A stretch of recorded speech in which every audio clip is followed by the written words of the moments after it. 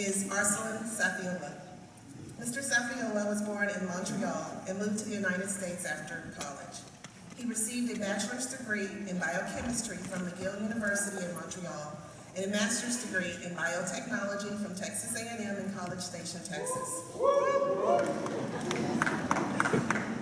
Prior to entering law school, Arsalan worked as a researcher in human genetics at Baylor College of Medicine and as a chemist for Life Technology in Austin. He is married to Hina, and they have 2 sons, Cheyenne and Adnan. Arsalan plans to practice patent law. Would you please help me welcome Mr. Arsalan Safiola?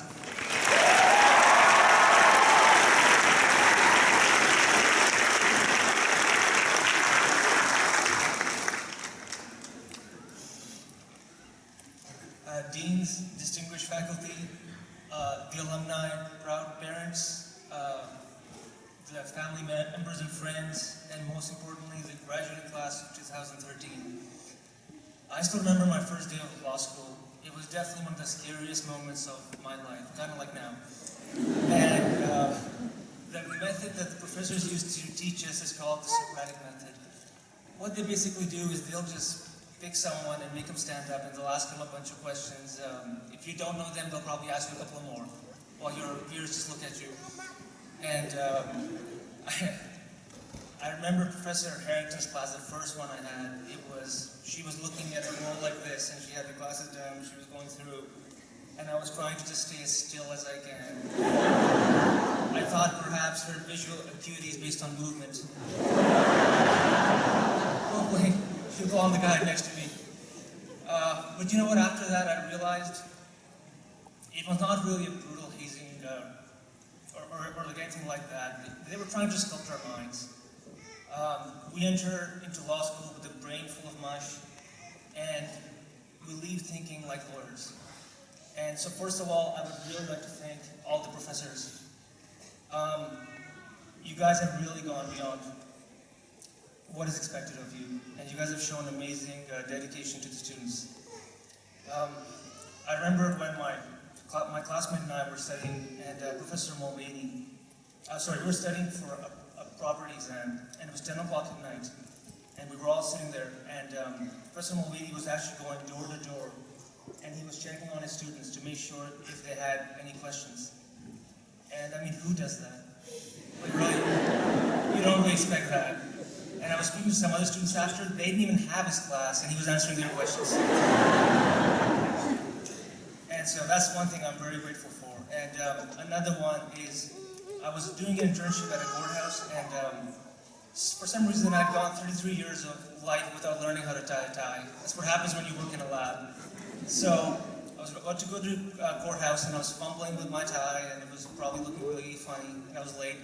And Professor Hamilton came up. He's my writing professor, and he spent 20 minutes with me trying to show me how to tie a tie. And I mean, again, who does that? Well, guess what? Professors here at the school do that. And so it was a small act on his part, but it meant a lot to me. And so I was talking to my classmates, and they all have stories like this. So on behalf of my classmate, I would like to thank all of you.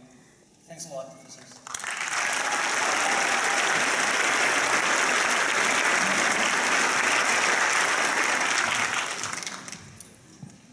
The next thing, I would like to thank my family. Thank you to my parents, and especially to my dad. He paid for my law school. He paid for my apartment. He paid to take care of my wife and my kids. Like an honorable son would definitely make a vow right now that he will pay his dad back, but we know that's not going to happen. You'll never see that money again, I guarantee you.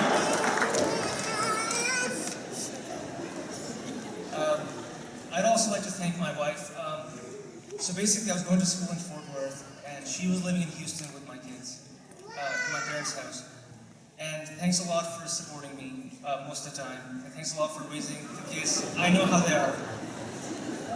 And thanks a lot for understanding.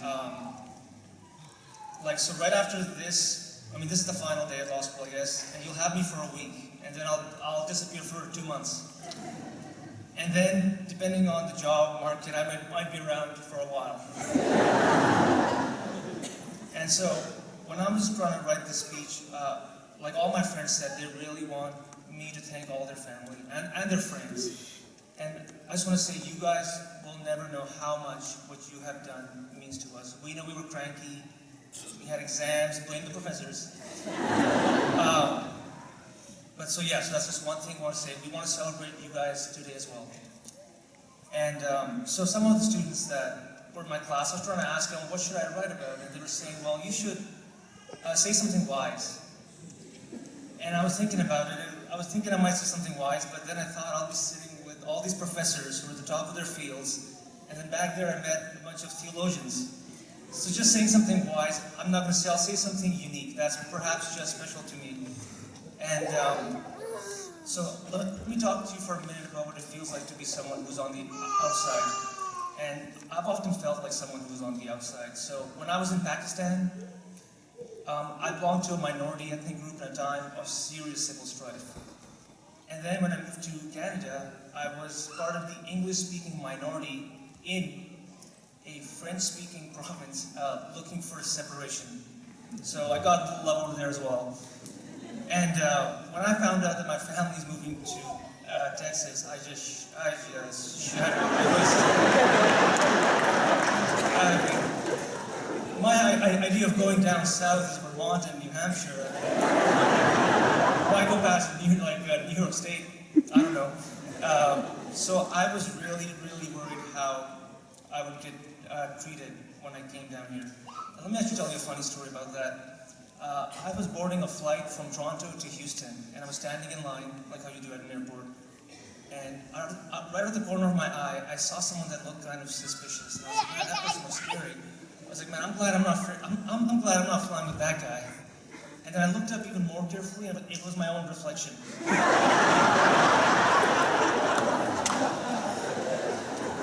Oops. But you know what? The point of the story is, I felt like I was going to be stereotyped, but I was stereotyping all the Texans as well. So, I'm really glad to be in this state, and you guys, or I guess I should say y'all, are a friendly bunch, and I'm really proud to call myself a Texan. And so I guess what's the point of that story in the end? I'll just say, I know what it's like to move throughout this world, and to have someone just dislike you without even really ever meeting you.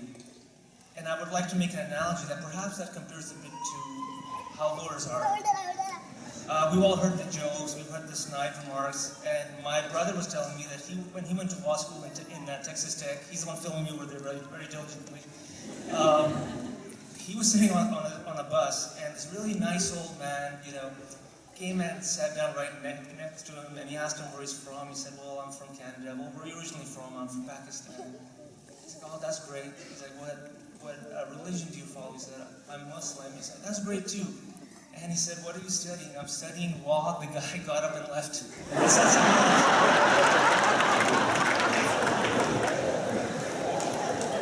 And so we were deconstructing that, and I was like, when you said you're Muslim, he was fine. He's like, yeah. When you said you're a lawyer, he moved, yeah. So we have a lot of work to do, and so speaking just to my classmates now, I just want to issue you guys a personal challenge. From now on, when you go forward into the fields, make it your personal mission to change people's attitudes on who lawyers are, because you guys are all great. So, and I want you guys to hold yourself to a high standard, and just like our professors, just go beyond what is expected of you. So, because our business is a business of integrity, and I want you guys to represent our school really well, and our profession really well as well. Which is going to end pretty soon. I'm sure it's getting kind of boring by now, but so I'm here standing in front of you speaking, not because I'm the highest ranked student. We'll not get into that part. And I'm definitely not here because I'm the best speaker, as you guys have seen. When Dean Jen first told me that I'd won, she said to me, your classmates must think very highly of you. And I really hope that's true. But I'll tell you guys something, I really think very highly of all of you. And just being in the same class as you, and just knowing all of you, has been honestly one of the best experiences of my life. And really could not imagine being with a better group of people.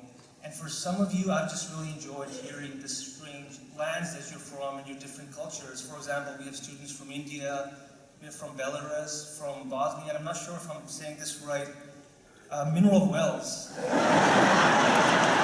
Strange cultures. Hope to come and visit your mineral well one day.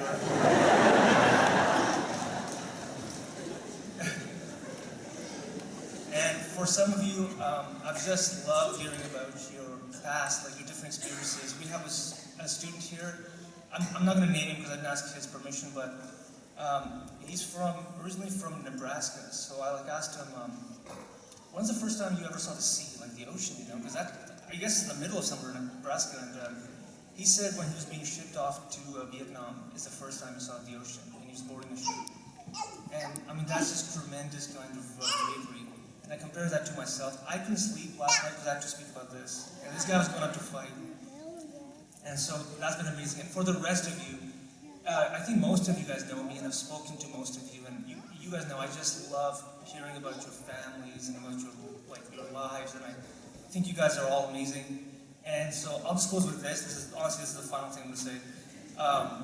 Just no matter how you're ever perceived, whether in life or in your profession, as long as you're nice and kind, most people will return that kindness back to you. Thanks a lot.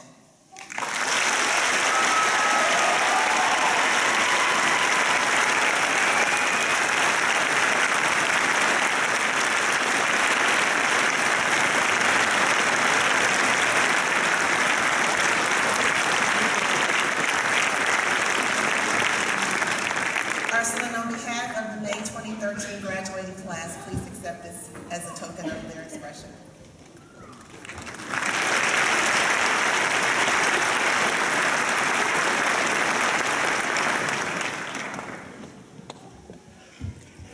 Our keynote speaker this morning is Mr. D.J. Kelly.